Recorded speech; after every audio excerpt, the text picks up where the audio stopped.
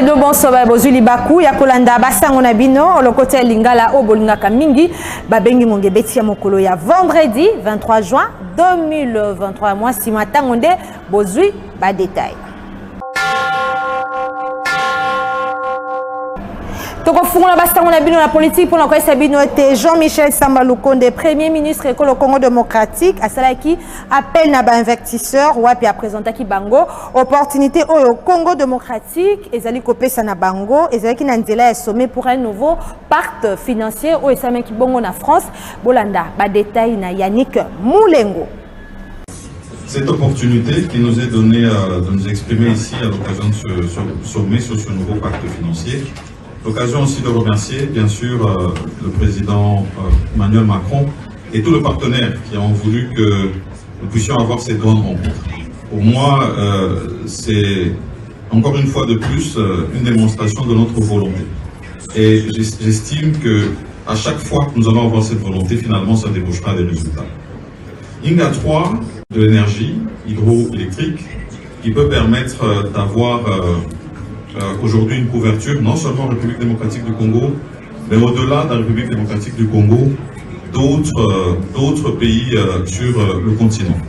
Et avant d'arriver même à la réponse, moi je vais simplement, en ajout à ce que le président Ruto venait de dire, parce qu'effectivement, la République démocratique du Congo, comme les autres pays du bassin du Congo, et dont nous possédons la plus grande partie, réclament toujours des compensations sur leur rapport du point de vue du climat et de notre apport en termes d'absorption en gaz carbonique. Nous demandons à ce que nous ayons les crédits carbone et ça tarde à venir. Et ça tarde à venir surtout au prix auquel nous voulons avoir cette compensation. Ici, nos populations, elles sont en attente. Il nous faut préserver nos forêts. Il nous faut ne pas aller sur le charbon de bois. Il nous faut garantir que nous ne puissions pas surtout avoir des feux sur nos forêts. Et donc un accompagnement à avoir sur nos populations. C'est important à partir de ce moment-là que nous leur apportions une alternative. Cette alternative, c'est l'énergie, qui va leur permettre de ne pas pouvoir aller sur les coupes de bois.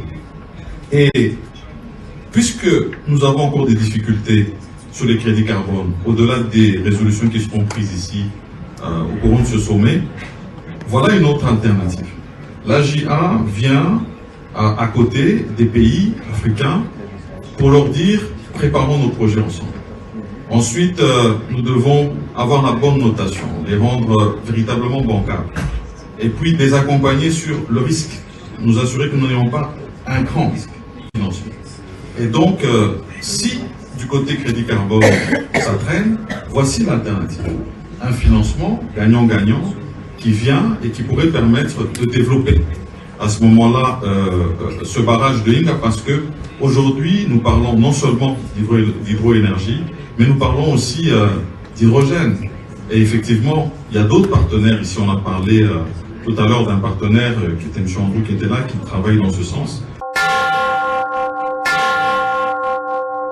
Lieutenant général Constant Ndima, gouverneur militaire ya Nord Kivu, à Kendaki, ville territoire ya Beni, jeudi 22 juin 2023 pour la mission de travail wapi naboko minaye à Sangiseki état-major ya opération Sokola 1 kolandisama na situation sécuritaire oyo ezali koleka kuna bolanda ba détail na Irène Boulembi. Kolandisama na guerre oyo ba FRDC bazali bongo kobunda contre ba ADF ba rebelle ya M23, gouverneur militaire ya province ya Nord Kivu, pe commandant ya ba opération militaire, mwana mboka lieutenant général Constant Ndima Tokba, azali bongo na mission moko d'inspection ya ba troupe, pona ko se rendre compte na menace oyo ezali bongo ko peser na ville ya Beni pe na territoire ya Beni. Ye ayamba maki na aéroport ya Mavivi et pas ya maire ya ville ya Beni, commissaire divisionnaire adjoint Maurice Kachale, gouverneur militaire Constant Ndima a kokende pe na Butembo pona makambo o etali bongo développement na bokomi na ye na ville ya Beni mbala moko akendaki kosangisa bongo état-major ya ba opération Sokola 1 na o etali situation sécuritaire na territoire ya Beni kino na territoire ya Lubero. Sur place Ba unité ya ba FRDC bazali bongo sala ba attaque contre ba ADF na chefferie ya Bashu na Watalinga na kati ya secteur ya Beni Mbao pe na Rwenzori na territoire ya Beni en collaboration na armée ougandaise. Mapinga ya ba FRDC ba détruit déjà ba bastion ebele ya banguna ya ADF na vallée ya Walika. Esengal koyeba ete lieutenant général Constant Ndima ako inauguré bongo pont mosusu oyo uti kotongama na rivière Buna oyo objectif nango ezali bongo ya ko désenclaver Butembo Marungu Japa oyo ekatana sima ya bokwei ya pont ngonga ebeti.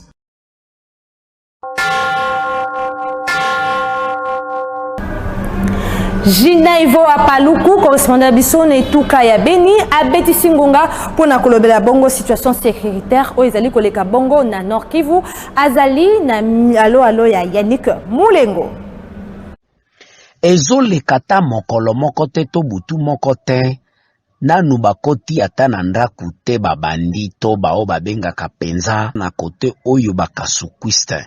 Bango bazali koya na lingomba munene to basangani na ba population civile ba oyo balataka ba sokoto ya lokola ya FRDC na ya polusu bazali komema pe ba arme blasho babengaka na lopoto na ba arme en fait biloko kilikili bazali kokota na bandaku ata di maison na avenue to na quartier moko ata moko te ya koengete bango azali te wana esali penza 3 mois tango ba population ya Beni Butembo bazali kolela na centre ville insécurité urbaine et matina makasi ata na 5 heures du matin bazali kokota na bandaku babeti babomi baviole ba mama bamemi pe biloko na ndenge balingi tango mususu bazali koya na mituka oyo babengaka Land Cruiser na lopoto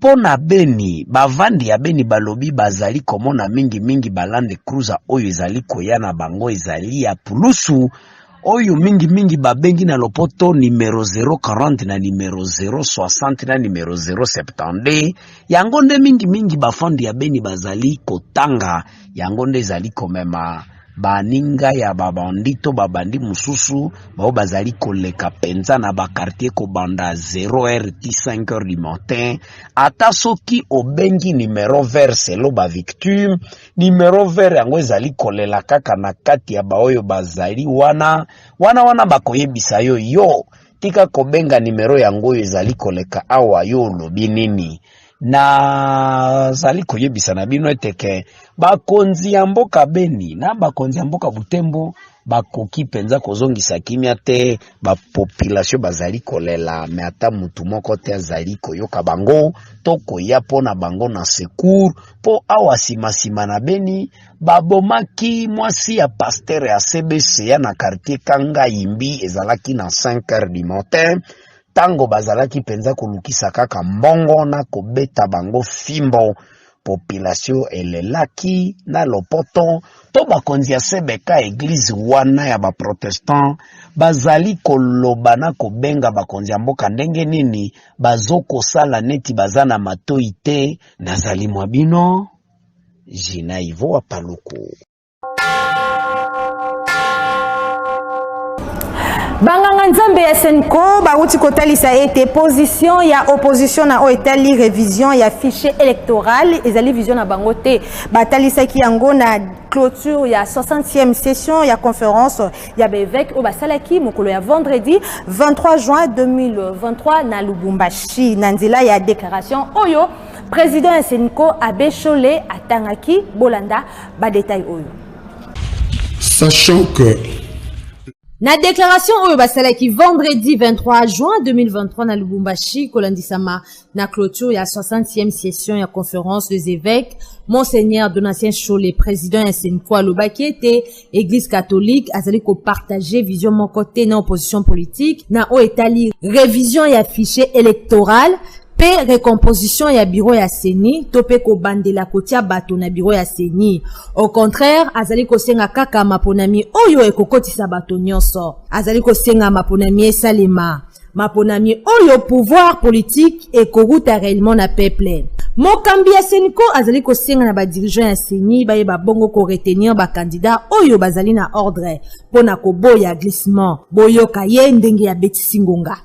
La Seniko reconnaît les efforts du gouvernement et de la Commission électorale nationale indépendante CENI, tant dans la publication du calendrier électoral que dans la constitution du fichier électoral, dans les délais plus brefs que les cycles électoraux passés.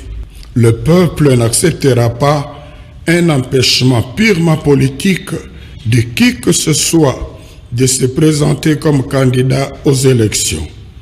Il faut lui laisser la liberté de faire le choix de ses dirigeants conformément à la Constitution.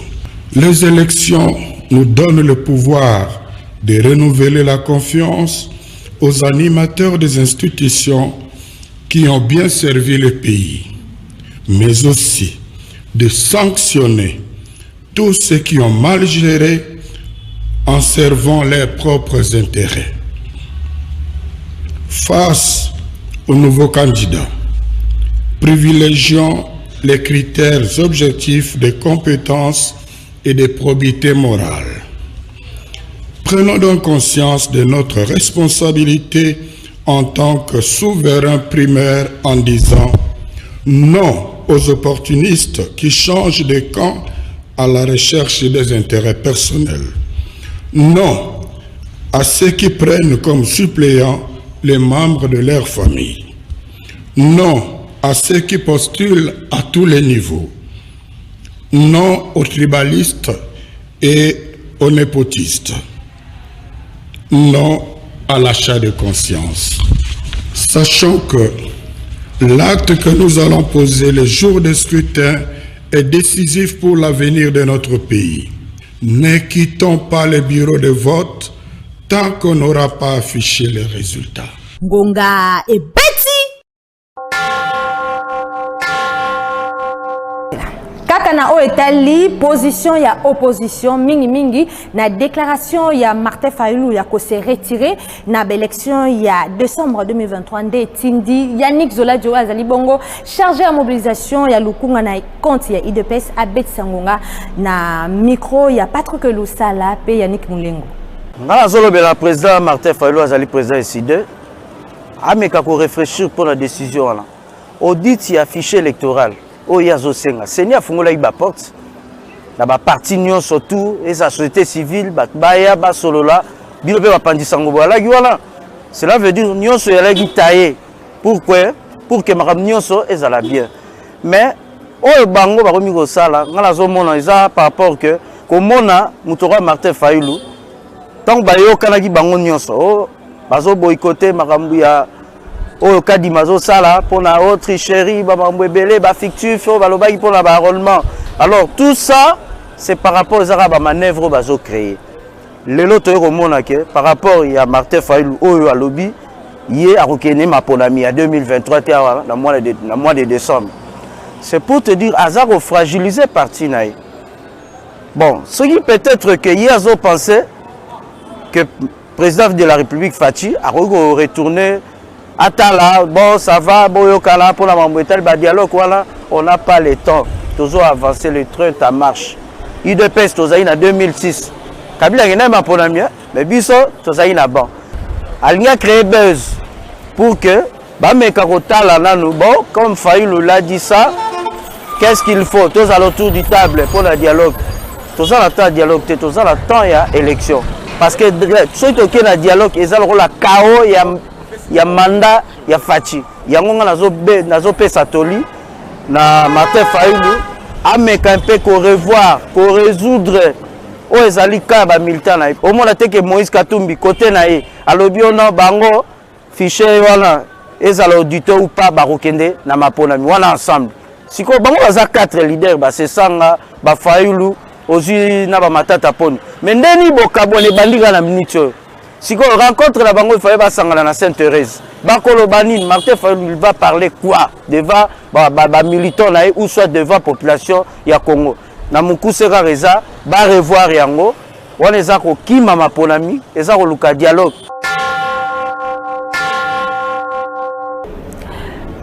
Tozali na dépêche Sengeko Simba était président de l'Assemblée provinciale ya Congo central Jean-Claude Vwema Aouti ko démissionné na ebonga na ye mokolo ya vendredi 23 juin 2023 atalisaki yango na nzela ya tweet oyo asalaki sima ya kozala désavoué pa ya ba député provinciaux ya Congo central ba détail bokozwa mbala ya sima.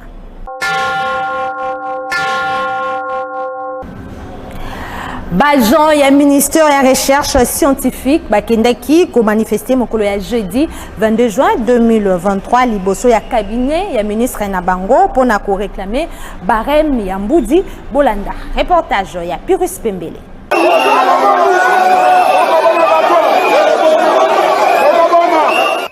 Batumbaki bapine banzembo na monoko pe ba siffler pona ko senga bongo application ya barème ya Mbudi.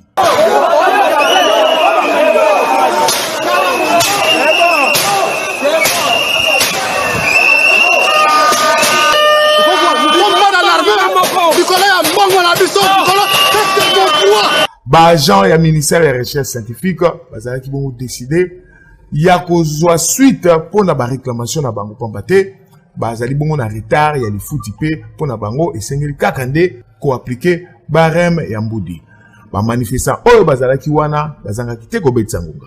Nous avons été avec le ministre, nous avons échangé, les choses étaient très bien passées. Le ministre maintenant a accepté de faire le plaidoyer de la situation de la recherche scientifique, ce qu'il ne voulait pas faire avant. C'est quand même pour lui une avancée.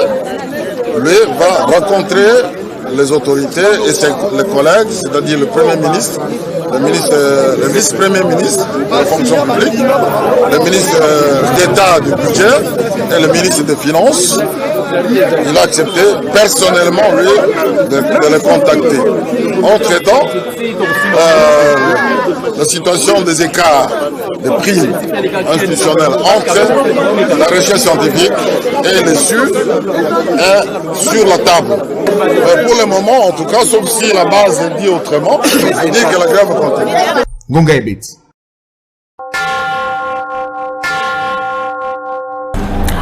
Honorable Tatiana Pembe, azongaki dimanche 18 juin 2023 na paroisse Saint-Martin, au Ezomina quartier 16, na commune Angile, pour na kokokisa promesse à Salaki Bango pour na misala kotongi grotte ya Mama Maria wapi amemela ki bango biloko ya construction bolanda. Reportage ya Mifikana. Mwasi Pembe, mwasi ya tembe, mama sociale ya commune Angeli, Tatiana Pembe Luemba, toujours sur terrain, ndenge ibana, femme sans repos pour na commune ya Angeli, dimanche le 11 juin 2023, a kineki kosangana basambeli ya paroisse Saint-Martin, isika, ya mama kitoko na bandimi na loyembo pe mabina, lokola chrétien nyonso, esengeli oya koluka sala apesa yango na maboko ya Nzambe, nde, ye ayaki kotika ba projet na ye nyonso na maboko ya mokeli ko na se. Bongo sima ya misa abekire Sébastien Makumbo atalisaki mpate na Nzambe Tatiana Pembe Luemba bakokoso oyo bazali nango mpona kosisa botongi grotte Mariel tope grotte ya Mama Maria oyo bazali kotonga na kati ya lopango ya paroisse. Na maloba na ye, honorable Tatiana Pembe arasiraki bango akozonga po ete apesa mwa moke oyo kokoka. Ameka kopusa na mokebwe po abima na porte ya lopango ya paroisse ba mama veuve bakari nzela po na kosola na ye. Lokola Tatiana Pembe azalaka mwana ya ba mama ayokaki ba mama basololi pe bayokani kitoko. Kolongwa awa Tatiana Pembe mama ya bana abetaki makolo ti quartier 13 epa ya moko ya bai fondation azwami ye a grifa monene na porte na ye ya shop fondation to sungana pe kombo ya honorable Tatiana Pembe Luemba l'infatigable la guerrière d'Injili. Sur place, ba sololi pe abakiseli fonds de commerce pour na ko justifier kombo ya fondation na bango to lobi bongo fondation to sungana. Bandimi ya Saint-Martin une semaine après bala mukalokola na filme ba sutuka boye komona lisusu honorable Tatiana Pembe Luemba ko zongela bango mokolo ya dimanche 18 juin 2023 ko assister na misa ya tour oyo ayaki baboko pamba te amemela ki bango ba karo ba saki ya sima pe biloko mosusu po ete akokisa promesse na ye bakoka bongo ko sisa misala ya botongi grotte Marial Bolanda.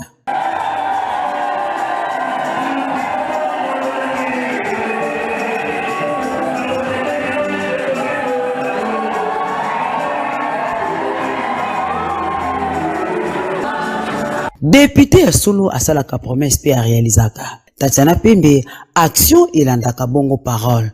Bana njili bomoni ngonga ebeti.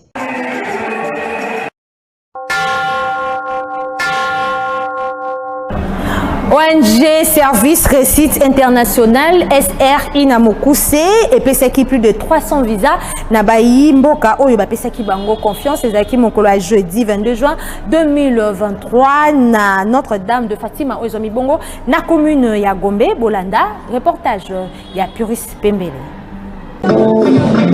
Koyeba mosala esalaka elengi moko boye. ONG Service Réussite International SRI na Mokuse et talisaki savoir-faire na yango pe seré na yango na oyo etali bongo démarche à boluki ba visa mokolo ya jeudi 22 juin 2023 na salle Notre-Dame ya Fatima na commune ya Gombe. Wapi plus de 300 personnes oyo ba pesaki bongo confiance na ONG SRI ba yaki bongo kozwa ba visa na bango pona kokende na mikili ya poto.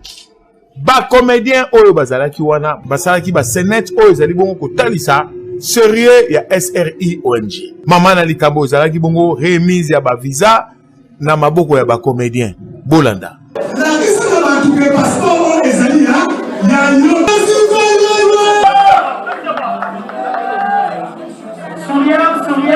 Ba heureux gagnant bazanga kipite ko betsa ngonga. Sentiment na ngai ezali mingi ya esengo ebele na monaki ba publicité zoleka na télévision nazaki ko hésiter koya.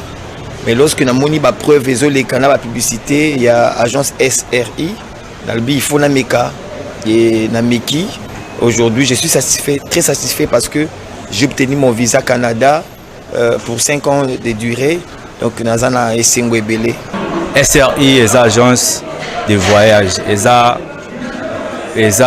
ambassade, immigration, mais quand même agence de soutenir biso ba jeune ba aussi ça ba chic sika ba ya ba pesa confiance na SRI ba kozwa visa le kwanga na visa donc eza agence à suivre ba bazo pesa ba publicité bon je ne sais pas vraiment pour na bango mais nga pesa confiance na SRI maintenant na résultat na visa donc bino pe boya pesa confiance na SRI na moko na vivre ba visa bana nyoso misato ebimi vraiment nazana sengwa kasi bon bandeko batika na ndako o ba yebi ngai comme na lino ka tembe na pe na muta tembe ndenge nga mona vivre na ndimi yango donc c'est la réalité donc boya botal sa pe chance na bino bo gagner ndenge bana nga ba gagner gonga ebeti.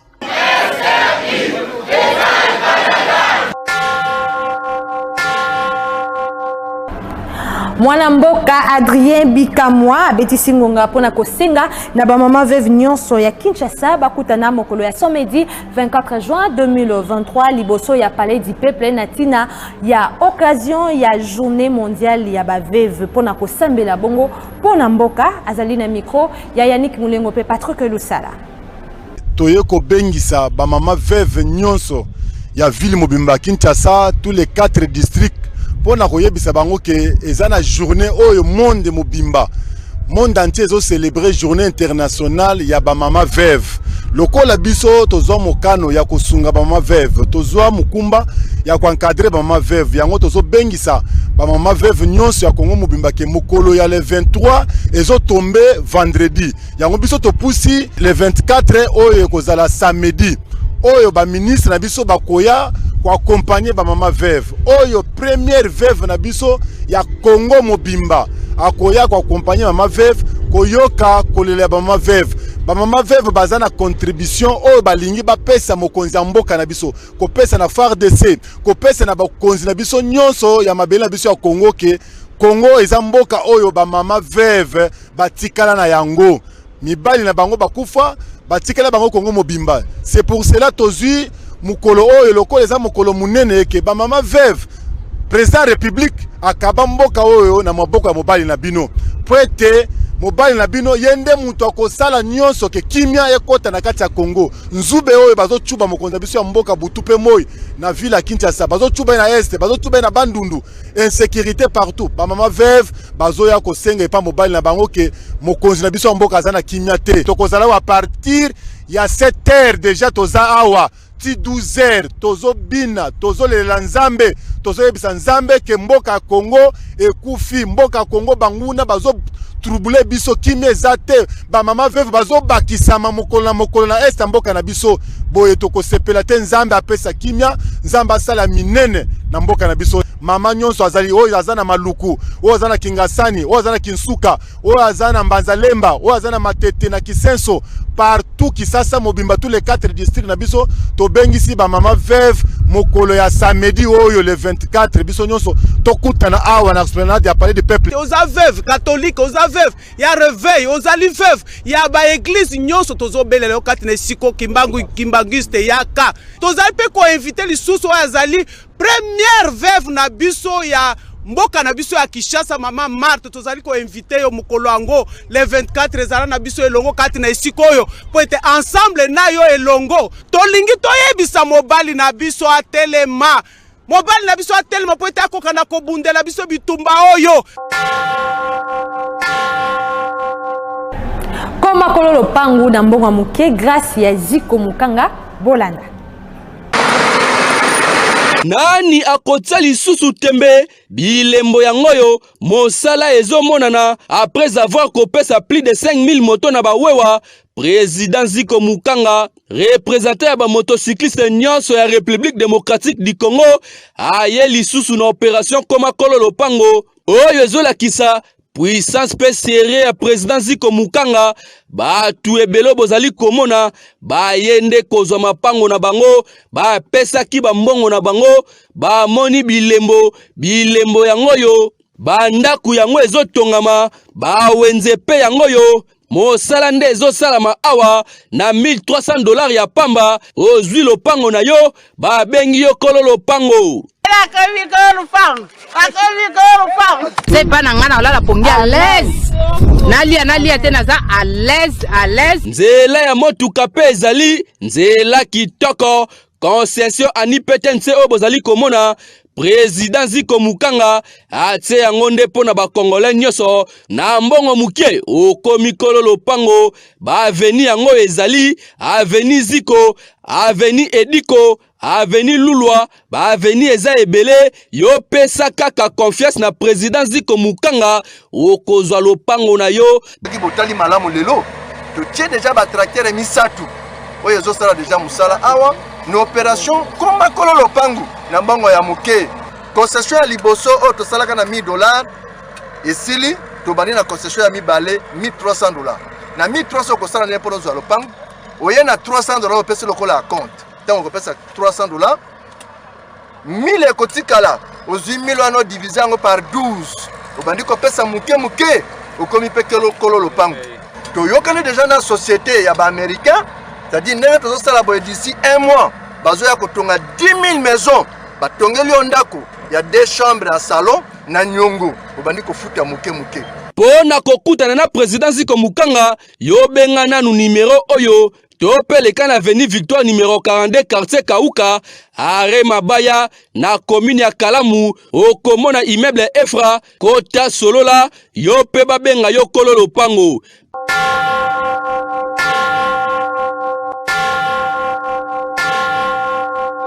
Na basango ya culture sengi koyeba ete alanga nzembo Ferego lazaki na point de presse kolandisama na concert oyo alingel bongo mokolo ya samedi 24 juin 2023 na stade de Martyr Bolanda reportage ya Puris Pembele. En fait, à stade de Martyr crainte nango ezali bien revu crainte nango stade de Martyr eza quand même grand niveau souci na ngai eza nini en fait à stade de Martyr oyenga nazoka kaka côté nanga etikala ezala quand même un peu historique côté chant côté maokobele okeno soki bavandi baza na besoin kotala quelque chose batiaka ngo batala bonalingi natika empreinte moko ezala vraiment bien.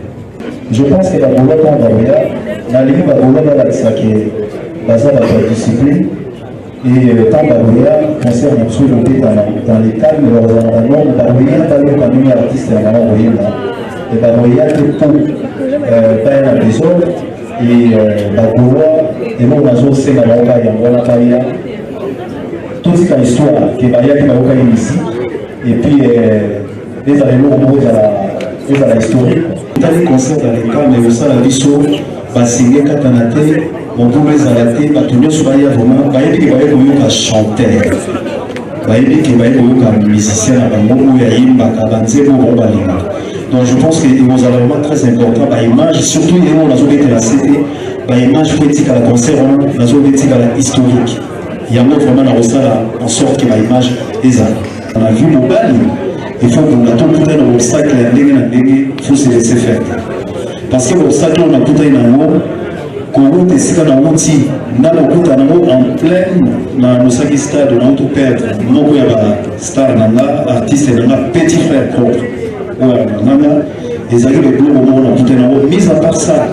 Ok, côté qu'on a les stades, ok, côté qu'on a boyé jusqu'aujourd'hui, toujours que non, papier boyé. Donc jusqu'aujourd'hui, nous avons avec les autres choses. Nabasango ndenga azuningisa ko kabwana bino soki bo sepelekela musala malamu oyo po ete ba image oyo ko memela bandaku ezaki grâce ya mbalo babenga ka Patrick Lusala po ete simba ki caméra réalisation ezaki ya Pyrus Pembele montage ezaki ya Teddy montage final esimama ki bongo kaka na Teddy elongo na Christian Makutu régie final ezaki ya Serge Kulu mokola samedi boko kutana na Pyrus Pembele oyo akokitana nga pona kopesa bino basango na bino olokoti lingala obolingaka mingi babengi Beti tikete kimi ankolo ezala o mabota mabino.